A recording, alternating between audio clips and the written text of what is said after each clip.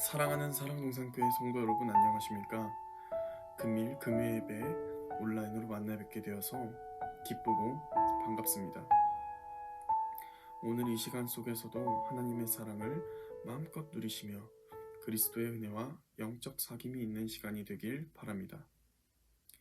지난주에 한이삭 전도사님이 전해주신 골로새서의 말씀을 끝으로 오늘은 마가복음의 말씀을 주제로 여러분들과 함께 나눠보려고 합니다. 말씀을 함께 나눠보겠습니다. 함께 나눌 말씀은 마가복음 1장 1절에서 8절까지입니다. 함께 읽어보겠습니다. 하나님의 아들 예수 그리스도의 복음의 시작이라. 선지자 이사야의 글에 보라, 내가 내 사자를 내 앞에 보내노니 그가 내 길을 준비하리라. 광야에 외치는 자의 소리가 있어 이르되 너희는 주의 길을 준비하라. 그의 오실 길을 곧게 하라. 기록된 것과 같이 세례 요한이 광야에 이르러 죄사함을 받게 하는 회개의 세례를 전파하니 온 유대 지방과 예루살렘 사람이 다 나아가 자기 죄를 자복하고 요단강에서 그에게 세례를 받더라. 요한은 낙타털 옷을 입고 허리에 가죽띠를 띠고 메뚜기와 석청을 먹더라. 그가 전파하여 이르되 나보다 능력 많으신 이가 내 뒤에 오시나니 나는 굽혀 그의 신발끈을 풀기도 감당하지 못하겠노라. 나는 너희에게 물로 세례를 베풀었거니와 그는 너희에게 성령으로 세례를 베푸시리라. 아멘.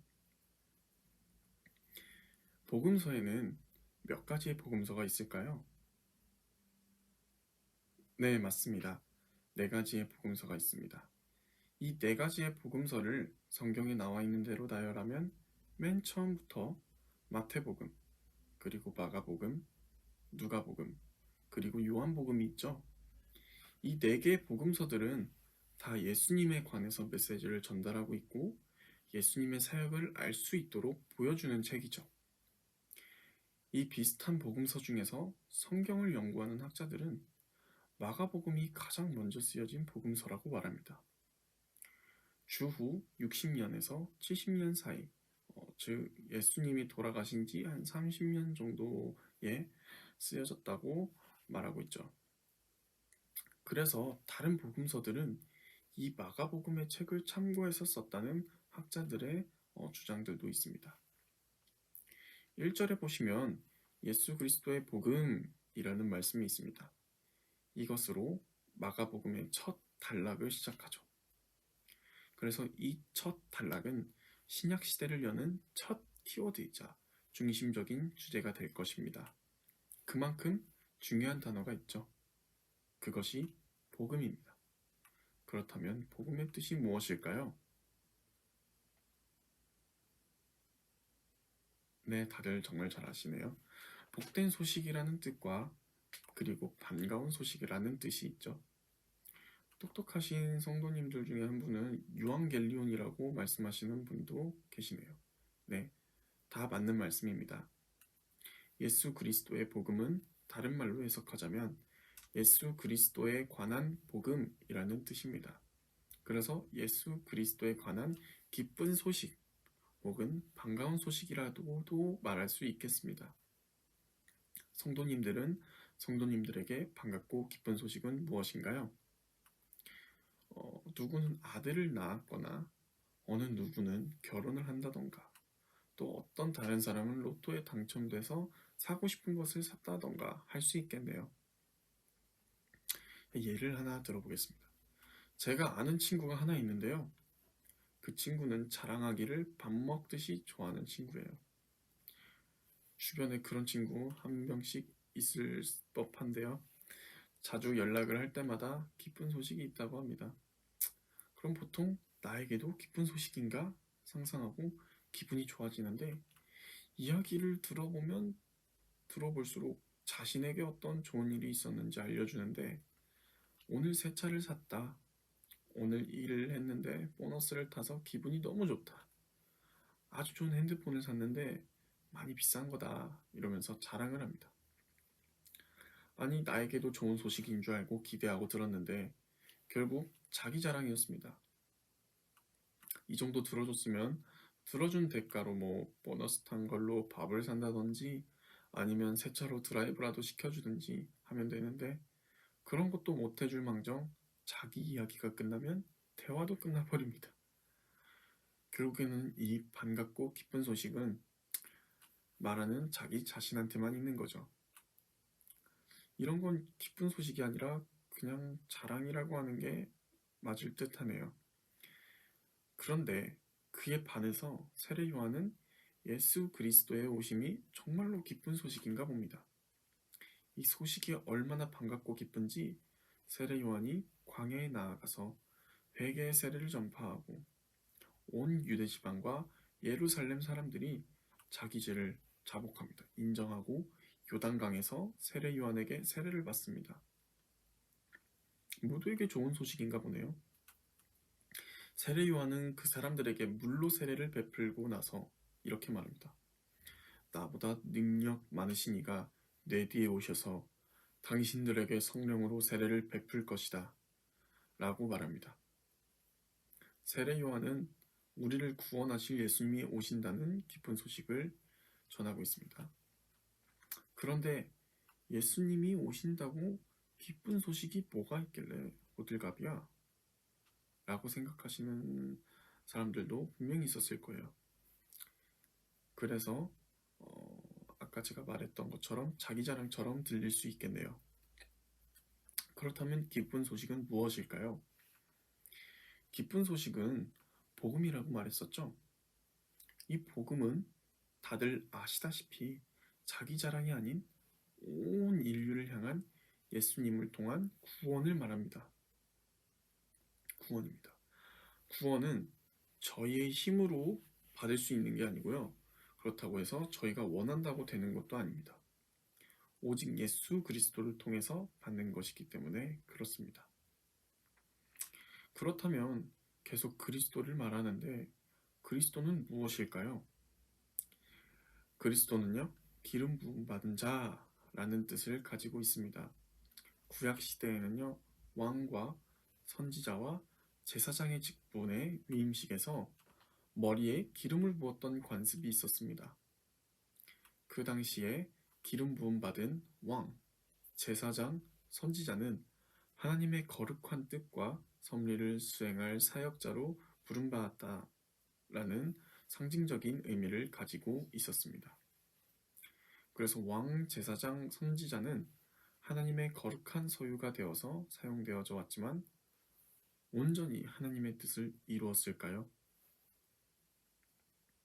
그들을 통해서 백성들이 하나님과 만나게 해주었고 소통할 수 있도록 하나님과의 연결다리 역할을 해왔습니다.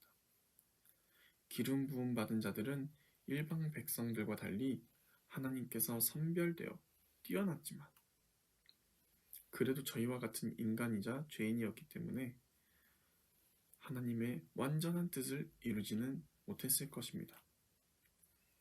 그래서 많은 자들이 성경에서 죄를 짓고 실수하는 모습들이 간간히 나오는 걸 볼 수 있겠습니다. 그래서 예수님이 오신 것을 복음의 시작이라고 말합니다. 그리스도는요, 우리와 같은 사람이 아니고 하나님이 마리아에게서부터 성령으로 잉태하셔서 태어나게 한 여자의 후손입니다.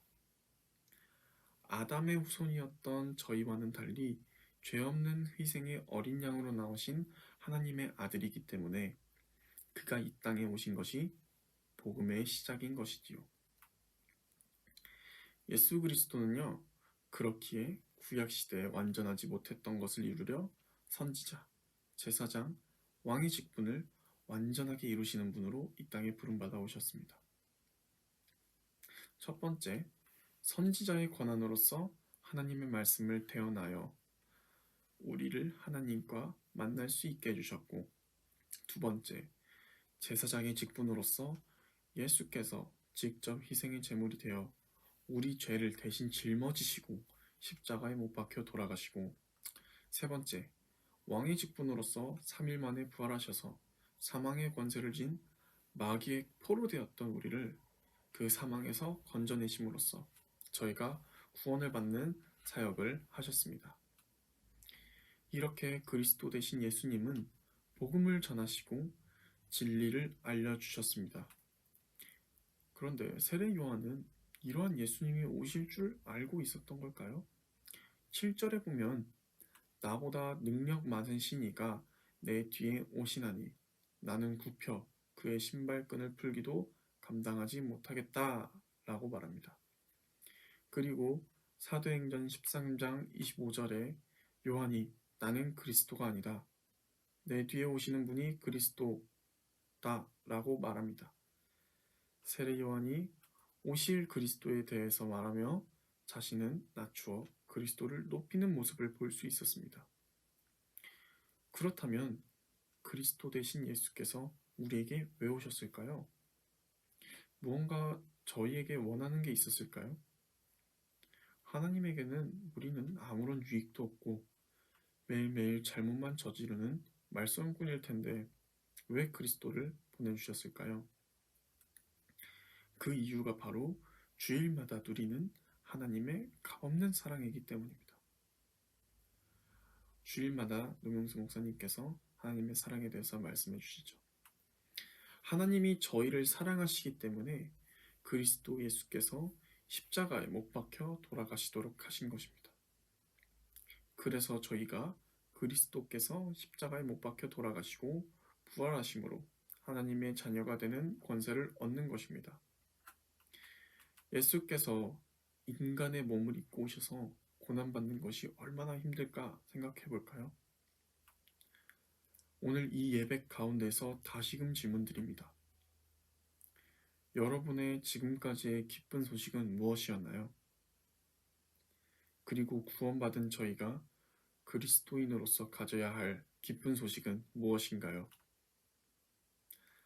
하나님이 저희를 너무너무 많이 사랑하신 것을 저희가 알고 있다는 것, 그것이 기쁜 소식이 아닐까요? 오늘 이 예배 가운데 여러분 모두가 그리스도의 생명 바친 사랑으로 인해 구원받으셨을 거라고 저는 충분히 믿습니다. 그리고 이 기쁜 소식을 강력하게 자신의 삶과 세상에 외치실 수 있으셨으면 좋겠습니다. 그리스도의 그 사랑을 충만하게 누리시는 사랑동산교회 성도 여러분들이 되길 간절히 소원합니다. 기도하시겠습니다. 나를 생명 바쳐 사랑하시는 하나님, 오늘 저희가 예수님의 기쁜 소식을 알고 그 마음을 알아가는 시간을 보냈습니다. 그리스도의 사랑을 잊어가는 이 세상 속에서 세상의 빛과 소금이 되어 예수님의 사랑을 먼저 저희의 삶 구석구석까지 누리고 그 사랑을 전파할 수 있는 복음의 일꾼이 될 수 있도록 이끌어주세요. 끝없는 사랑에 감사드리며 예수 그리스도의 이름으로 기도드립니다. 아멘. 감사합니다.